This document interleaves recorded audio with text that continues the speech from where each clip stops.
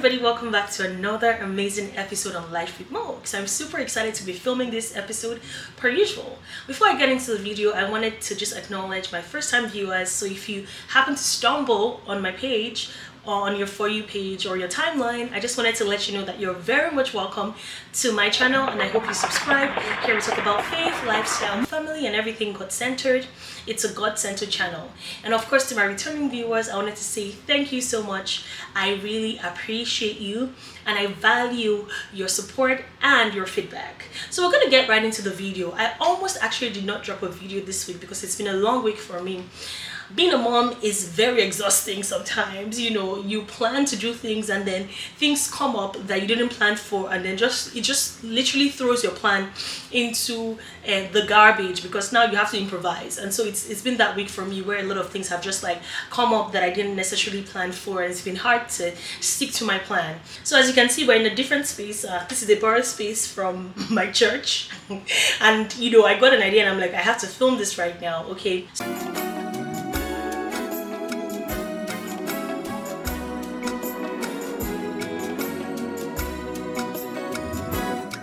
So we're going to be talking about managing expectations. I feel like if you're an adult, this is something that you need to master, because if you're an adult, that means that you have different relationships, whether it's a friendship, whether it's a romantic relationship, whether it's a relationship with people at work, your career, in church. You just need to be able to manage expectations.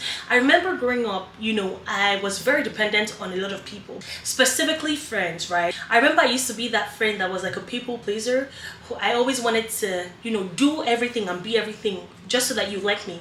You know, I had that problem, and I had quite a number of friendship breakups, and it taught me to sort of manage my expectations and also put myself in a situation whereby I'm not requiring too much from somebody who cannot give me that much. I'm going to give an example. You know, when people are in romantic relationships, for instance, they tend to put all their eggs into one basket. And I'm not saying this in terms of the number of people you're dating. I'm saying this in terms of, you know, depending solely on that person to give you joy, happiness, and all of a sudden now you're dating this person, all your friends, you don't talk to them anymore, you've blocked them, or you're giving them attitude. Auntie, you'll soon break up with that man, and your friends will be looking at you with side eye like, oh, okay, so now you want to come back and use us, right? So that's by the side.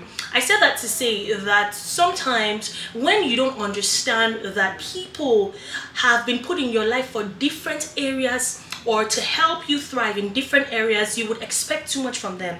For instance, if you're married, one thing I always tell people that are married is that your husband cannot be your everything. Yes, your husband is your friend, yes, is your, you know, spouse, yes, is your life partner, but you have to have other relationships outside of your husband because he's one person and only God can meet all your needs. No human being can. And so using that example, if you are now going into marriage with the idea of, oh, this person is going to meet all my needs, you'll be disappointed. I remember when I first got married, I remember desiring a lot when it came to certain things, maybe like planning dates, for instance, right, which he tries his best, you know, or if you're doing a good job, or maybe giftings. I remember at first I was expecting that, you know, when I wake up I'll just get a, oh, here it's just because it's Wednesday gift, or just because it's Thursday gift, or, you know, I planned a surprise date, you know, baby get dressed. That's one thing I've told my husband, he has to do it. Plan a surprise trip for me. Just buy the outfits, buy, you know, the shoes, buy the tickets, buy all my outfits. I'm like, oh baby, once you close work, I want you to just go to the airport. I've bought a ticket for you to Spain or Bora Bora, and I have something planned up for you. That's a dream of mine. But, you know, that being said, you know, I was just desiring a lot of things, and I realized that because I was expecting so much, I always got disappointed, and it used to hurt my feelings a lot. And so we had to have a conversation about it, and it's like, you know what, I see you, I hear you, but these are the reasons why I cannot be gifting you every week, for instance. I cannot be gifting you every week because finances, right? We have to save. You have to have a budget for spending, right? And so because I had that expectation, I was always disappointed. However, when we spoke about it, I was able to orient my mind. I'm like, okay, calm down, relax. You know, he can buy you gift every now and then, but you cannot expect him to buy you a gift every week, right? This is just an example. When it comes to friendships, for instance, as well, like I said before, I used to always depend on my friends a lot, and I always wanted people to like me, so I was always doing the most. And like I said, I got like a lot of friendship heartbreaks ways, and because of that, it's helped me learn how to manage my expectations from friends as well.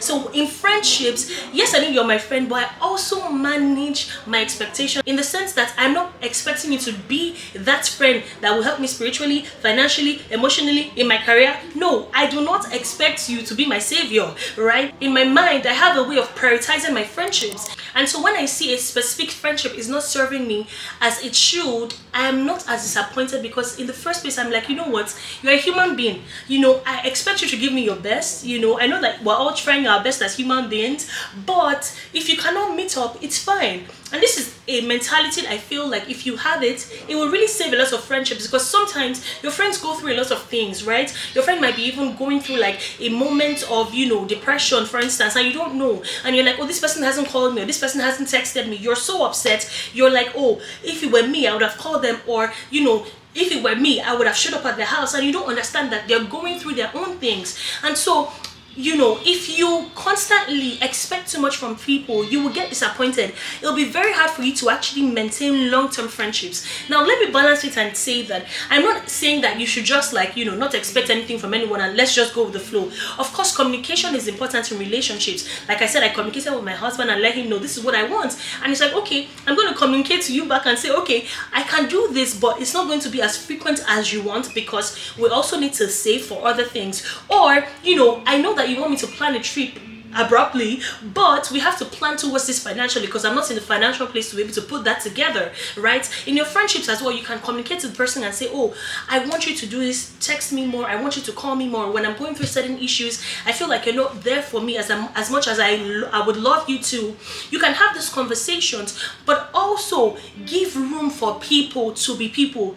Give room for human beings to be human beings. Does that make sense? So it's very important to manage expectations in relationships so that your heart will not be broken. This is a very short video. I'm not going to say too much. I just felt the need to talk about this because this is something that has helped me in my relationships, and I wanted to share it with you as well, especially if you are somebody who has had a lot of friendship breakups, or if you had a lot of disappointment. Learn to manage your expectations. Even in your career, for instance, your bosses or like your colleagues are not your friends. That's another thing. Some of us go there with innocent minds and you're just chummy and you're expecting everyone to stick their heads for you, and then you hear something like, oh, this person said that about you, or oh, you get fired all of a sudden and you're like, oh my god, but these people were my friends. No, they're not. You have to manage your expectations. Does that make sense? So this is everything I have for today. To be honest though, I just wanted to come here and just share this with you guys. If you stay to the end, don't forget to like, share, subscribe, and let me know what you think. Let's talk about it in the comment section. Have you guys had issues or situations where you've been disappointed because you were not able to manage your expectations? Well, let's discuss in the comment section, okay? Thank you so much for watching, and I'll see you on the next one. Bye. Oh, and I forgot to add, this is for accountability purposes. I wanted to make sure that I dropped a video today, and I hope you like it. So like I said before, don't forget to like, share, subscribe, comment, and share. See you on the next one. Bye. Mwah.